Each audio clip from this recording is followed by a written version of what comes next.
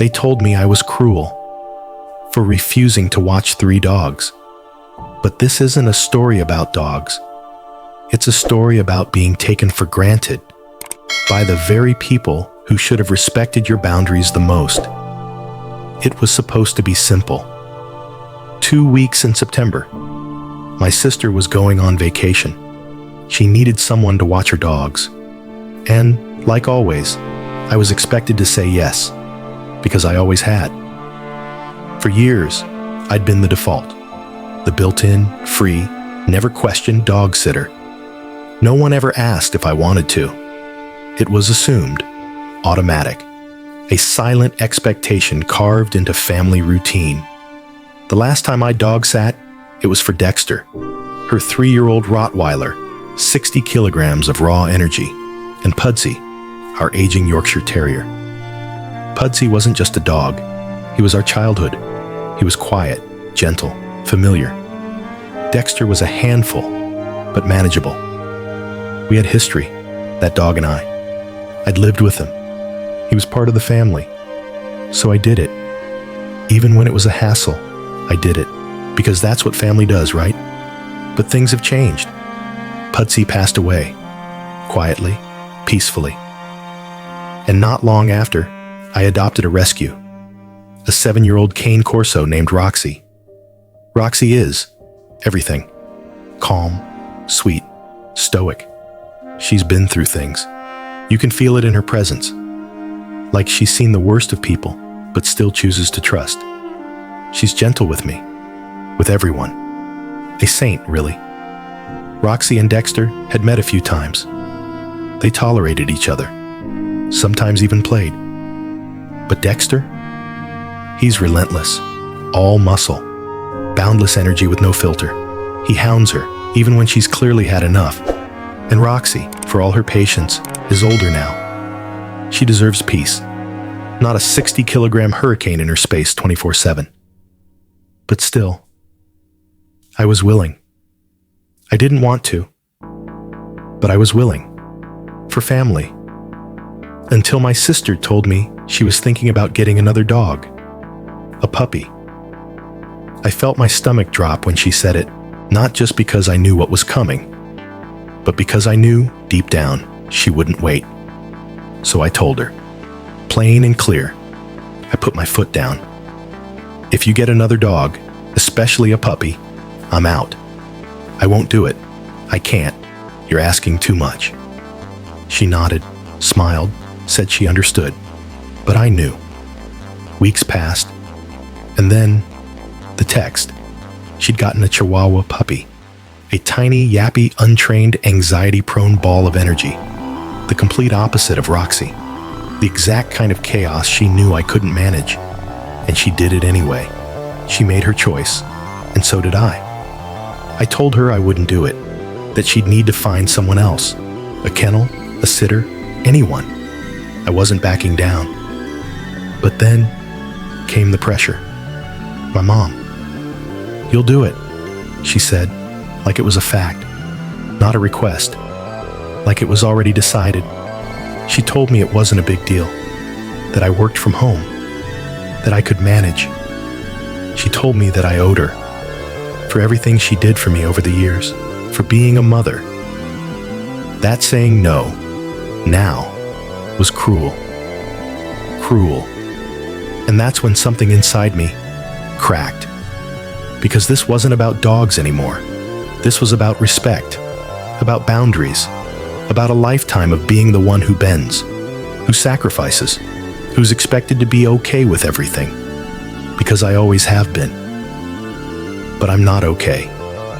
I'm not okay juggling a full-time job from home while managing a hyperactive Rottweiler, a fragile Chihuahua puppy, and my own rescue who deserves peace. I'm not okay being told that my no doesn't count. I'm not okay having my boundaries ignored, again, by people who claim to love me. And I'm definitely not okay with being guilt-tripped by my mother for something she was legally and morally obligated to do: raise her child. When did parenting become leverage? When did I fed you for 22 years, become currency to demand unpaid labor for someone else's dogs. I didn't ask to be born. I didn't choose to be the family pet sitter. I didn't choose to be the backup plan. And I sure as hell didn't choose to be the villain in a story where all I did was protect my peace.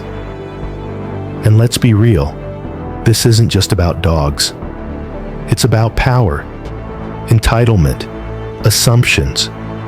It's about the quiet roles we get cast in, and the war that erupts the moment we try to break out of them. I told my sister to wait before getting another dog. Just wait until after the trip. That was it. That was my one request. But she didn't. She went ahead. She did what she wanted, knowing the cost would fall on me. Because I always say yes. Well, not this time. Now they're scrambling. Because I was the plan. I was the only plan.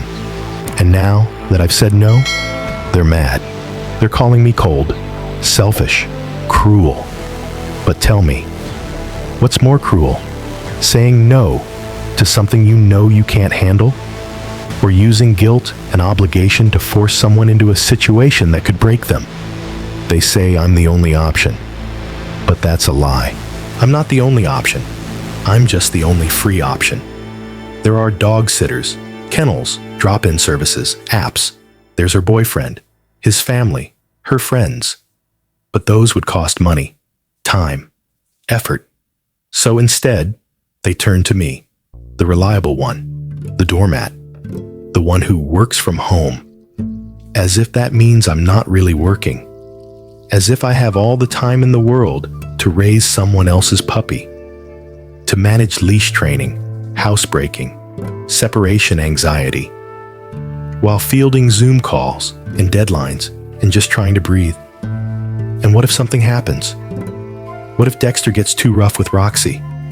What if the puppy gets hurt? What if one of them gets loose? Then what?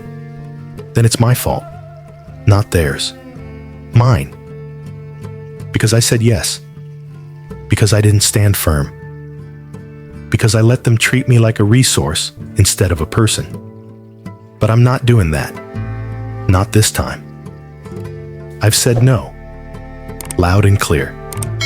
And if they don't like it, that's their problem. If they think it's cruel to kennel a dog for 2 weeks, maybe they should have planned better. Maybe they shouldn't have gotten a puppy a month before leaving town. Maybe they should have taken no seriously. Because this isn't just about dogs. It's about agency. It's about worth. It's about finally saying, I matter too. So, am I the asshole? For saying no? For refusing to let guilt manipulate me? For protecting my time, my dog, and my peace? You tell me. Because right now, my family thinks I'm the villain. But for once in my life, I'm okay with that. You know, it's funny how no is one of the first words we ever learn to say, and yet somehow one of the hardest to say as adults, especially to family. But here's what this story reminds us. Boundaries are not cruelty. They are clarity, and clarity is a gift.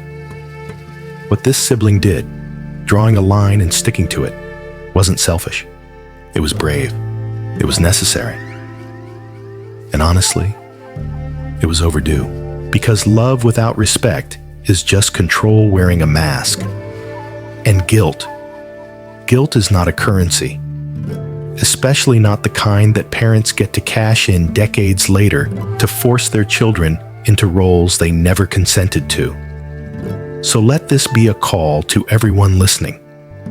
If you've ever felt obligated to be the helper, the fixer, the one who always says yes, ask yourself, when was the last time someone asked what you needed? If your no makes them angry, it was never about love. It was about control. You're allowed to choose peace. You're allowed to protect your energy. And you're allowed to say, no, I can't do this, and I won't. Tell us what you would have done. Was this just firm boundaries? or family betrayal? Comment below and join the conversation. This is AITA Stories, where real life asks the hardest questions. And sometimes, the answer is no.